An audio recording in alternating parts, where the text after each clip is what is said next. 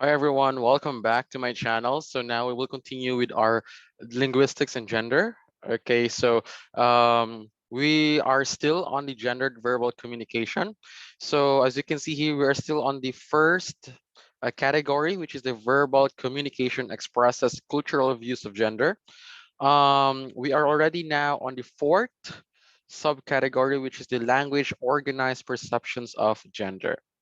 Now, in this one, okay, so can you tell me how do you perceive language towards gender? Like, let's just say, what is your take or perception?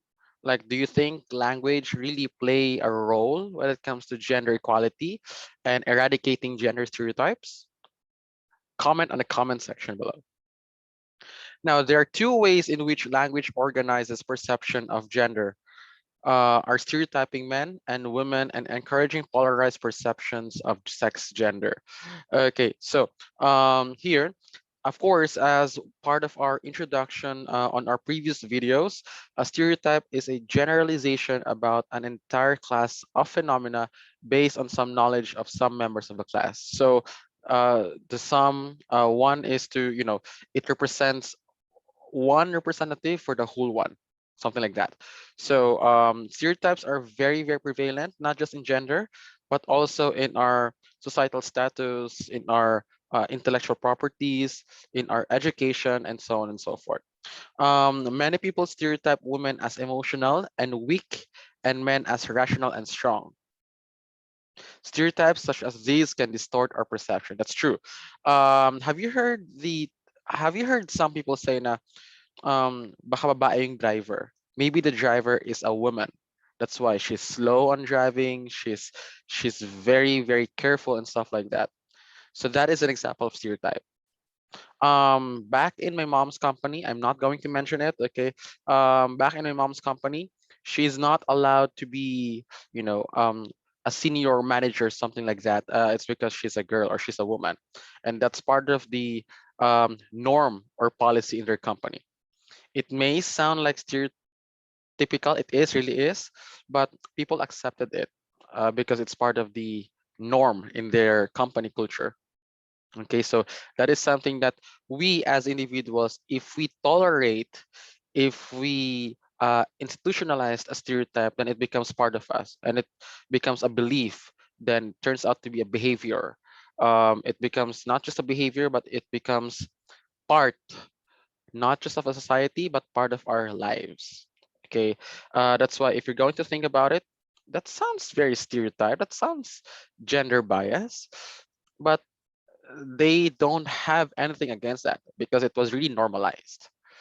The belief was women are not really good leaders for that company. It's because women are fickle-minded and indecisive, and I don't think my mom is like that. Okay, the way I see my mom, not because I'm her son, it doesn't mean that I am biased, but cognitively speaking, um based on my observation, she's not really like that. Okay, so that's why perceptions towards gender is really, really important. Okay, because at some point we unconsciously and subconsciously institutionalize something that should not be institutionalized. And how do we institutionalize it? By not speaking up, by not maybe reprimanding from it, by not getting enough rationalization in it, and that's it. Yeah, we just become normal for towards that kind of perception, which is supposed to be not. Okay, so the English language may also encourage polarized thinking, which is conceiving of things as absolute opposite. Okay, something is right or wrong, good or bad. That's true. There's always ups and down, cons and pros, south and north in English language. Okay, we sometimes tend to really know and think what could be the opposite of such term. Okay, basically the most basic there is the antonyms or the synonyms of the language. Okay, and it starts from words, right? The antonym of up is down. But if we're going to really rationalize it deeply, uh, f- communication is really the basic of everything. And language and English language will never be possible without communication. So from that simple concept, you may really think that at some point it is really verbally institutionalized. Okay, it means that even the concept of up and down is affecting our perception, not just in the way we see the algorithm of our surrounding or the perception of us, but also on how we treat people and how we classify people. Okay, so our commonly used vocabulary, a vocabulary emphasizes all or none terms and thus all or none thinking. Okay, that's what I'm trying to say earlier. English includes few words that indicate degrees and increments.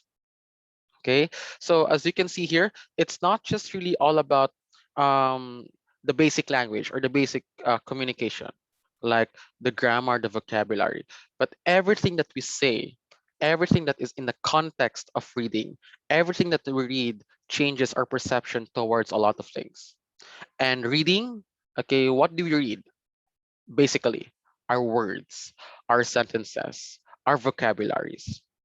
So the way we organize our perception sometimes lies within what we see, what we say, what we hear, and what we listen.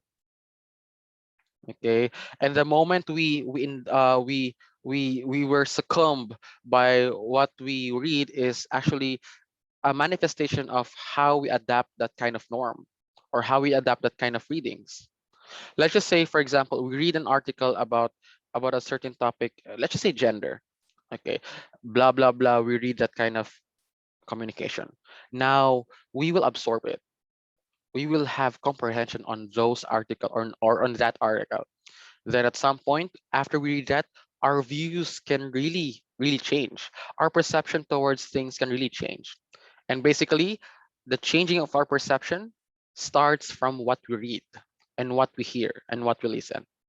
That's why the language itself is really powerful at some point. The communication itself is really powerful. Communication is not just really verbal, everyone. Communication is not just speaking, it's also listening, hearing, and of course, reading. Communication is a channel of letting us understand things. So language or even the articles that we read are a form of communication.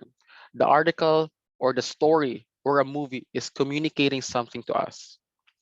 And if we understand that way of how or why are or what are they communicating to us, after we read that, after we watch that movie, it changes our perception at some point.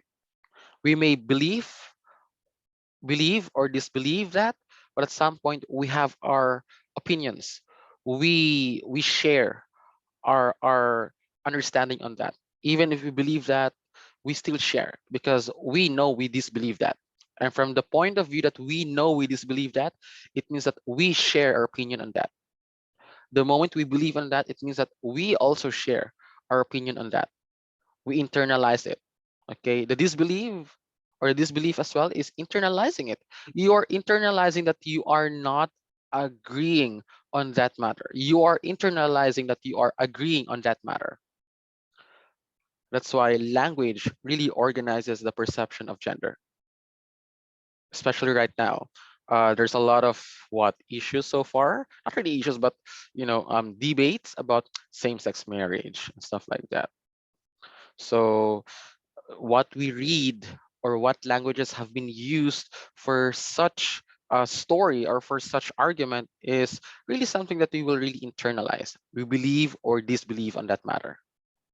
So how about you, everyone? Everyone who's watching this, what is something or what triggers you to change your perception towards gender? What do you think are the factors that changed your way of seeing gender right now? Is it because of the social construct? Is it because of the cultural norms? Is it because of what you hear and what you see? Is it because of relationship with your friends in all gender, male, female, LGBT community and stuff like that? So how did your perception towards the gender change? Comment in the comment section below. All right, so that's it. Very short and precise and simple. Now, again, I highly encourage everyone to please subscribe to my channel and click the like button and the bell button for more notification. Bye. See you again.